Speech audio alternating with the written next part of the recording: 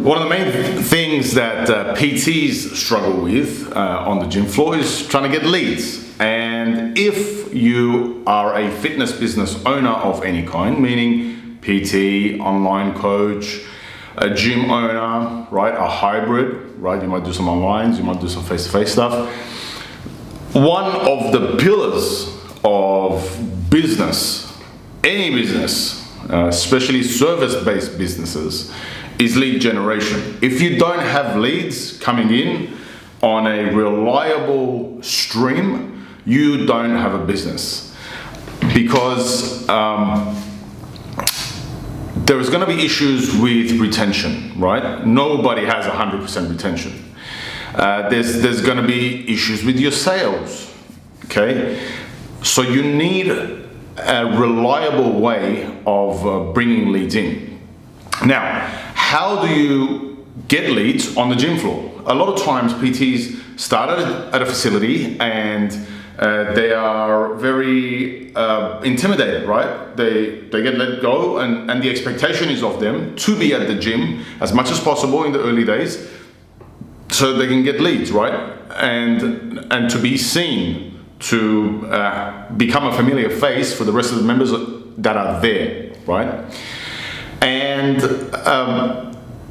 they kind of panic. They don't know what to do. They don't know how to start things, and they think, oh shit, I gotta like start selling, right?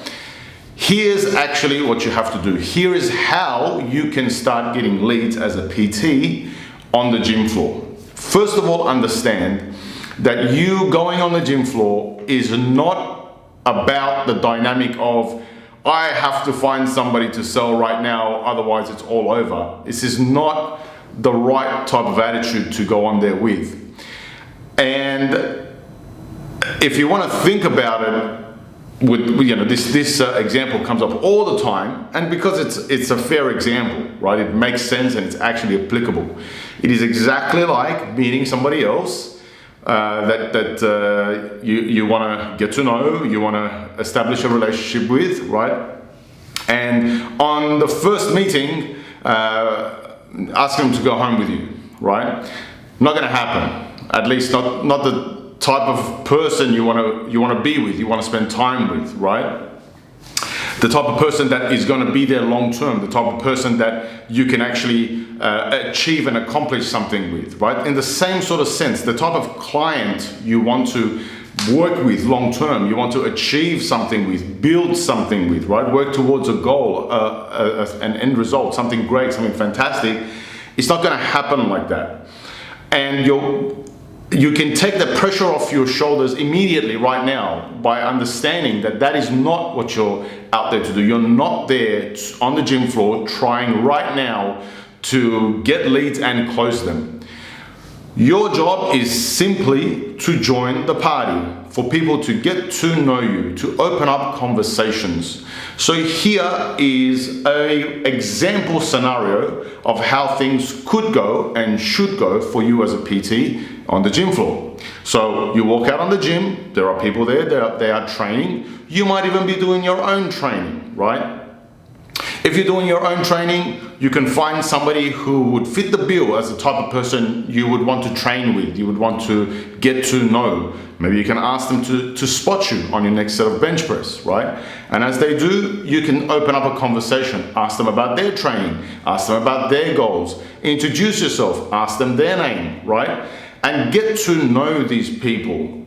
Similarly, anybody else around the gym, if you see somebody doing something, encourage them. If they are struggling with a particular rep, jump in and spot them if they need it, if that's appropriate. Or stop and, like I said, encourage them, get them to get it done, give them a high five after it's done, give them a compliment, a genuine compliment, right? Anything like this where you become social, you become part of the party, you become part of that crew, that place, you become part of the furniture. So this is something that you want to keep in mind. And once you now get in the conversation, once you are now talking to Jim and John and Bobby, The next time you talk to them, some more, and the next time you talk to them, some more. There is no like hard and fast rule that like by the third time I have to close Jim, by the fifth time I have to close Bobby. You're just talking, you're just establishing a relationship. And when you are talking to anybody, as you are gathering intelligence, gathering information about what this person is training for, what their life is, their life story is, right? What their frustrations are, what they've been stuck with regards to training, still with no particular intention to sell them anything. Just listen. Do they have particular injuries that they haven't been able to overcome? Are they stuck with a particular lift? Did they start training because they were unhappy about XYZ in their life or about XYZ to do with themselves, right? Take a mental note. You have to become a people's person, right? That is what coaching, personal training ultimately is. You have to listen with the intent of actually listening to what this person is telling you, whereas a lot of people are looking at the person talking to them, they are listening, not really. They're just thinking, okay, what do I say next? What do I say next? How do I close this? Do I jump in here? Is it the time now? What should I say if I'm going to say? And you're missing the nuggets of gold that they're giving you, the things that they are directly telling you, which you can use to solve their problem. But in order to do that, first you need to establish some kind of a connection, some kind of a trust. They need to know, as they say, know, like, and trust you. And it's true. They say it all the time because it's true. But how do they get to know, like, and trust you? They get to know you by repeatedly seeing you and interacting with you. They get to like you because we like people who are like us, right? They get to like you because as they are talking, you are listening attentively and you are relating back what they're saying to maybe your own experiences. You're repeating what they're saying, but you're rephrasing it in a way that clearly shows that you understand what they're saying, right? Trust comes by a mixture of those things where on the one hand, you're constantly getting exposure to this person. This person's getting constantly exposure to you, right? Interactions with you. But also, the trust comes through if you have been listening well and you can see that this person is telling you that they're having issues with their deadlift, right? And you have recently made a video on how to have the perfect deadlift setup, for example. Later on, if you send them a link to that video, that builds trust, right? Hey Jimmy, I noticed before when we were speaking, you said that your deadlift was stuck because you're having issues trying to figure out how to set up correctly off the floor. So here's a video I actually did earlier, I just remembered. I'm gonna send you the link, have a look at it. Next time I'm at the gym, we can go through it anyway. I'll give you some pointers in between clients and stuff like that, right? And all this time you're providing value in multiple ways. Value in terms of actual like educational information that they can use. Value in terms of the value of you, your presence, your friendship, right? The fact that you are in their life provides some value, whether it's that they have a good conversation with you, whether it's entertaining, whether they feel like they connect with you, right? This type of on the floor selling, first of all, it's just worded wrong, right? On the floor selling, you're not selling anything.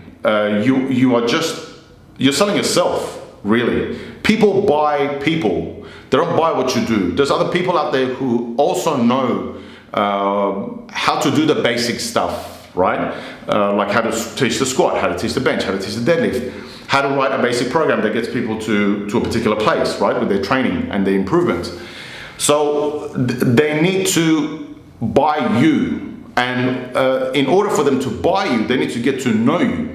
They need to get to see what it is that you actually can do. Also, obviously in parallel to that, you would add them on social media, right? You would get them there, and through social media, they would obviously now see things indirectly. They'll get nurtured, right? content that you're putting out on a regular basis. They get further exposure there to you.